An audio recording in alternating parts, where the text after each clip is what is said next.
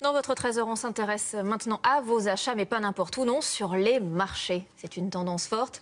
De plus en plus de municipalités misent sur eux pour redynamiser les centres-villes délaissés. Alors, dans un instant, Florence Griffon nous dira même qu'Internet, contre toute attente, a un rôle à jouer. Et oui, d'abord, ce reportage de Gianne Benzina, Isabelle de Lyon et Olivier Combes. Chaque année en France, une centaine de nouveaux marchés voient le jour.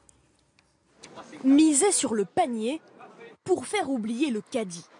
C'est le pari de plus en plus de villes, réinvestir dans leur marché pour concurrencer les centres commerciaux et faire revenir les clients en centre-ville.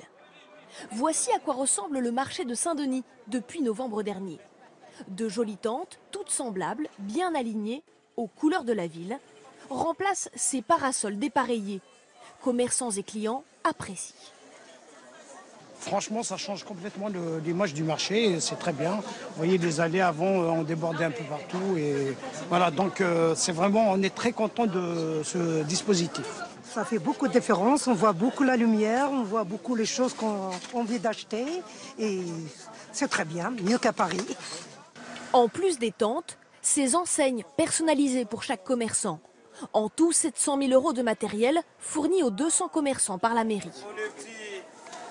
Ici, vous avez donc les nouvelles structures, qui sont des structures qui sont fixées au sol pour une résistance au vent. L'ensemble est recouvert d'une toile de haute qualité qui a été imprimée avec la charte graphique du marché. Pendant des années, le centre-ville de Saint-Denis a pâti d'un manque d'investissement financier. Aujourd'hui, le maire veut en faire son atout. En donnant du punch et une visibilité supplémentaire au marché, c'est aussi un moyen de tirer par le haut toute l'attractivité commerciale de la ville. Concernant l'affichage, la ville est même en train de créer sa propre marque, Marché de Saint-Denis, pour imposer une image de qualité. Ok, visiter le plus grand marché d'Île-de-France. Une stratégie pour se démarquer.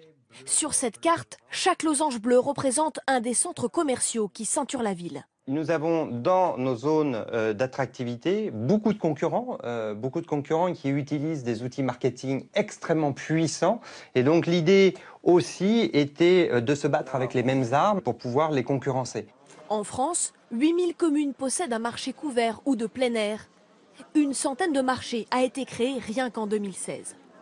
Le secteur alimentaire est le plus porteur. L'an dernier, 18% des fruits et légumes en France, soit presque 1 sur 5, ont été achetés sur un marché. Et pour les villes qui mettent le prix, l'investissement paye, comme ici à Agen. Vu de l'extérieur, les halles ont grand besoin d'être rafraîchies, mais à l'intérieur, c'est déjà fait.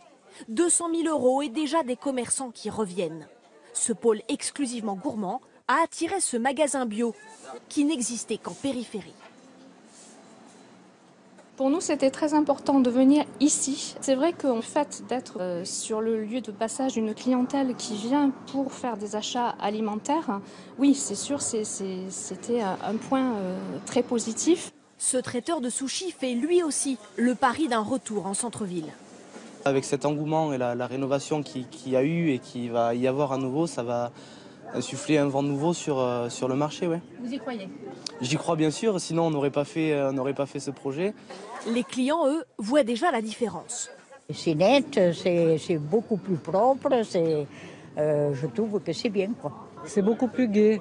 Et du coup, ça vous donne plus envie de venir? Bien sûr, je viens tous les jours, voilà. Ouais. On a toujours besoin d'aller un petit peu en périphérie, mais bon, le principal c'est de faire vivre notre centre-ville et nos commerçants du centre-ville.